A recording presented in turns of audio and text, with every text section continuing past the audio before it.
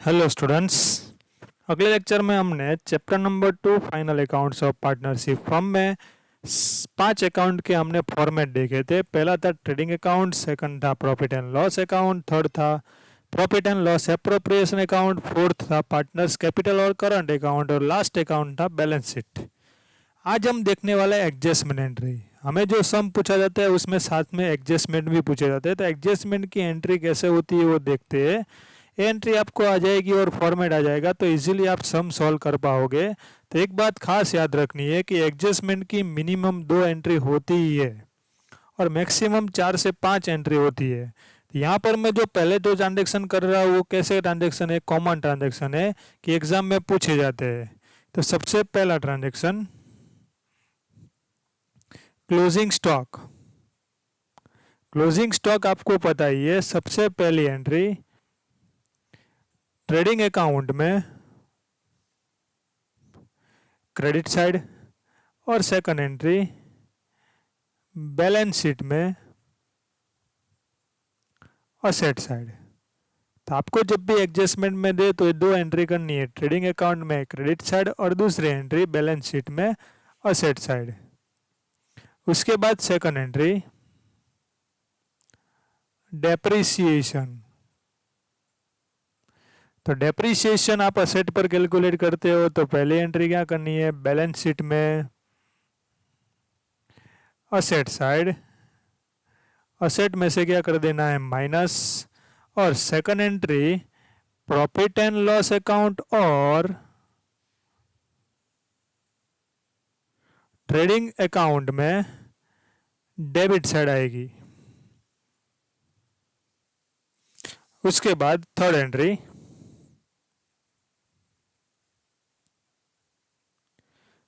Entry होगी outstanding expense, मतलब expense पे करना था पर पे करना अभी बाकी है। तो उसकी सबसे पहली एंट्री आप कहाँ पर लगाओगे, तो सबसे पहली एंट्री आएगी लायबिलिटी है तो बैलेंस शीट में लायबिलिटी साइड, और second entry profit and loss और ट्रेडिंग अकाउंट में डेबिट साइड, एक्सपेंस में क्या कर देना है प्लस करना है। अब उसका opposite fourth number prepaid expense. तो प्रीपेड एक्सपेंस हमारे लिए एसेट है तो पहली एंट्री क्या पर आएगी बैलेंस शीट में असेट साइड, और सेकंड एंट्री प्रीपेड मतलब पहले से पेड कर दिया है तो second entry profit and loss और ट्रेडिंग अकाउंट में डेबिट साइड, एक्सपेंस में से क्या कर देना है माइनस करना है। तो ये एंट्री है कॉमन एंट्री है, ये सब में पूछी जाती है तो याद रखना है। उसके बाद fifth number receivable income.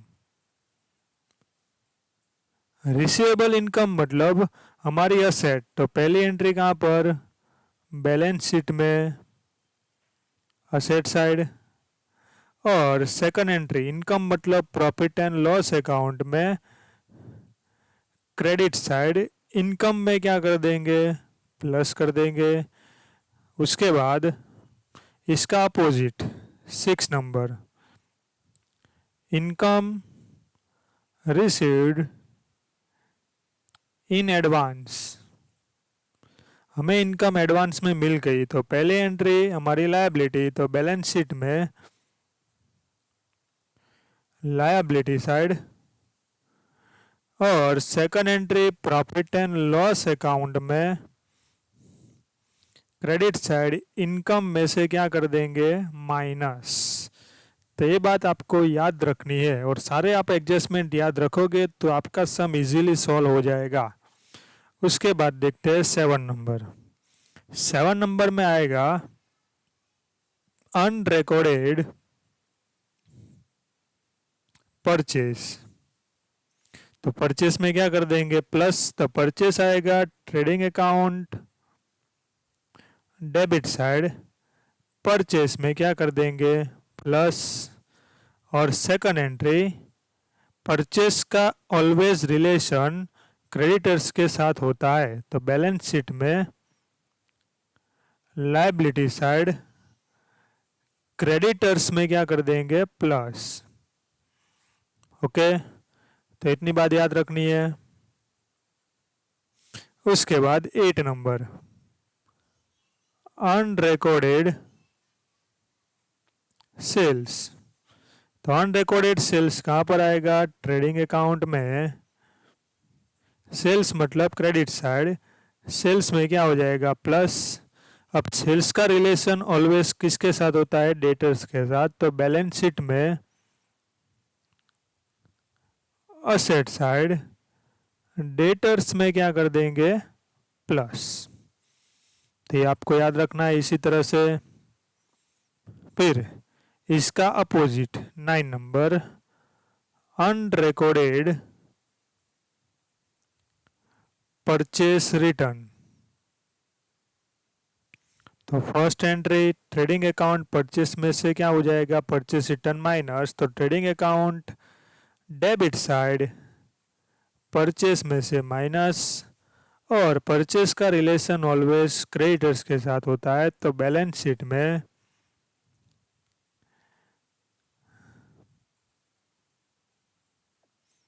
Liability side creditors में से क्या कर देंगे, माइनस।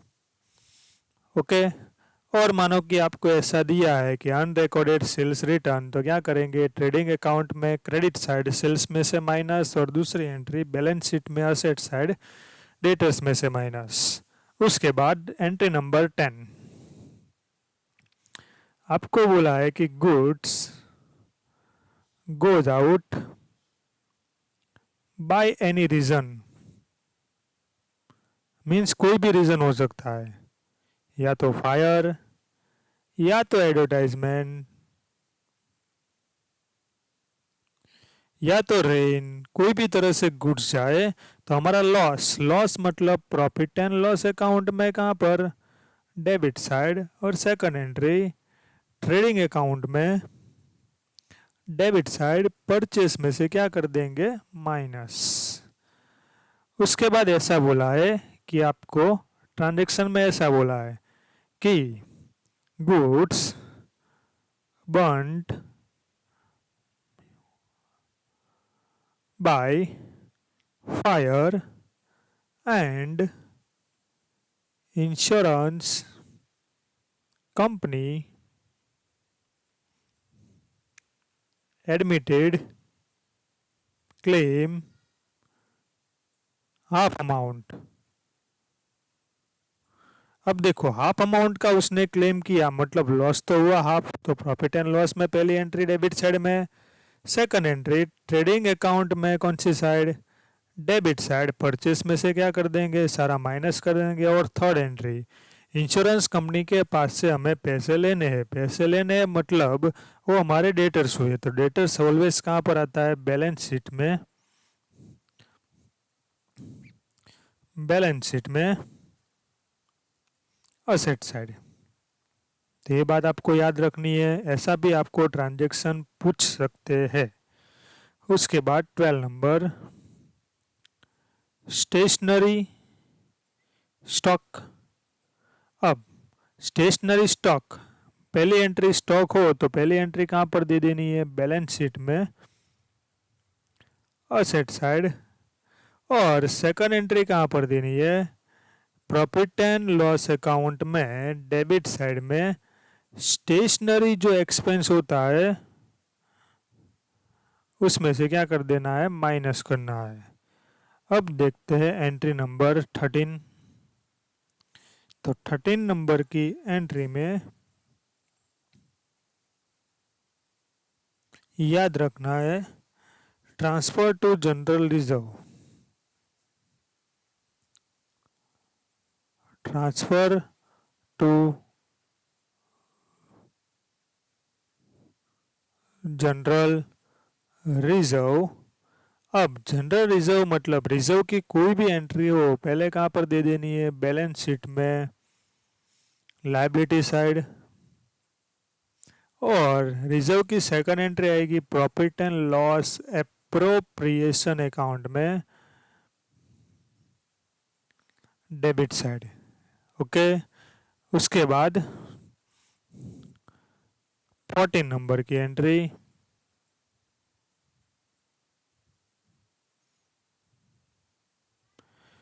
गुड्स